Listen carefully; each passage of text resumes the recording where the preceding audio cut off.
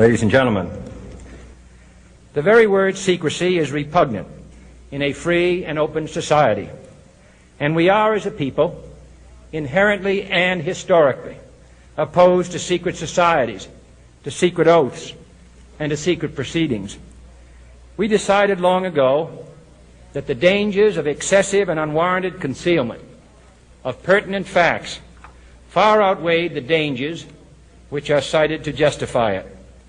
Even today, there is little value in opposing the threat of a closed society by imitating its arbitrary restrictions. Even today, there is little value in ensuring the survival of our nation if our traditions do not survive with it. And there is very grave danger that an announced need for increased security will be seized upon by those anxious to expand its meaning to the very limits of official censorship and concealment. That I do not intend to permit to the extent that it's in my control.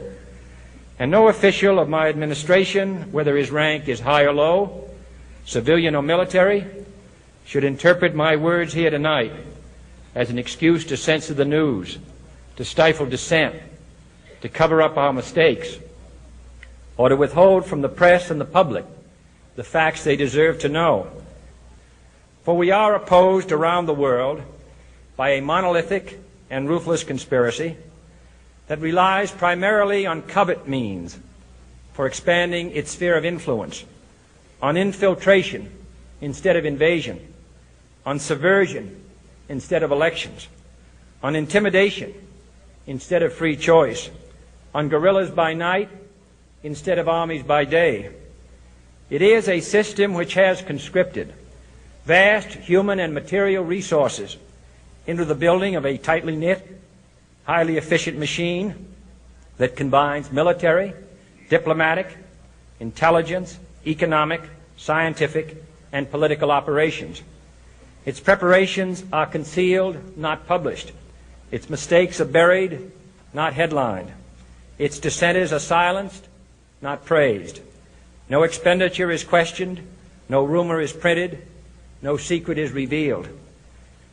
No president should fear public scrutiny of his program, for from that scrutiny comes understanding, and from that understanding comes support or opposition, and both are necessary.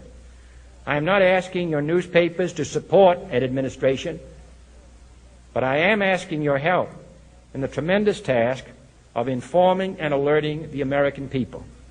For I have complete confidence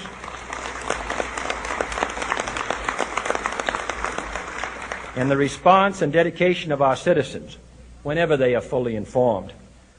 I not only could not stifle controversy among your readers, I welcome it. This administration intends to be candid about its errors.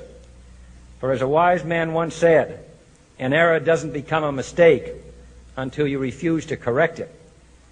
We intend to accept full responsibility for our errors, and we expect you to point them out when we miss them. Without debate, without criticism, no administration and no country can succeed, and no republic can survive. That is why the Athenian lawmaker Solon decreed it a crime for any citizen to shrink from controversy.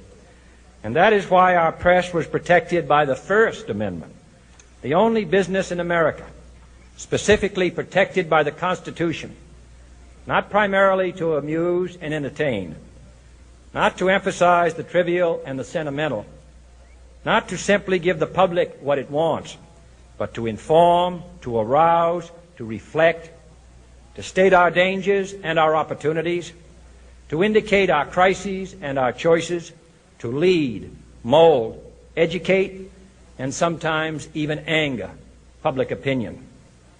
This means greater coverage and analysis of international news, for it is no longer far away and foreign, but close at hand and local. It means greater attention to improved understanding of the news, as well as improved transmission. And it means, finally, that government at all levels must meet its obligation to provide you with the fullest possible information outside the narrowest limits of national security. And so it is to the printing press, to the recorder of man's deeds, the keeper of his conscience, the courier of his news, that we look for strength and assistance, confident that with your help, man will be what he was born to be, free and independent.